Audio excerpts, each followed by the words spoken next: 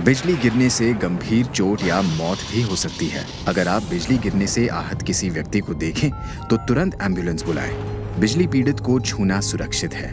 मानव शरीर बिजली संग्रह नहीं करता। डॉक्टर या एम्बुलेंस के पहुंचने तक प्राथमिक उपचार देने से पीड़ित की जान बच सकती है।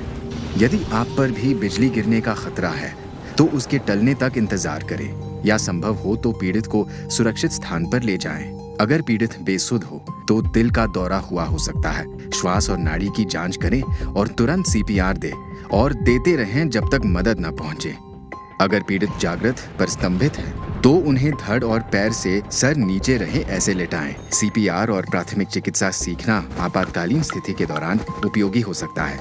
तैयारी में ही समझदारी। एनडीएमए एवं आईआईपीएचजी द्वारा जनहित में जारी।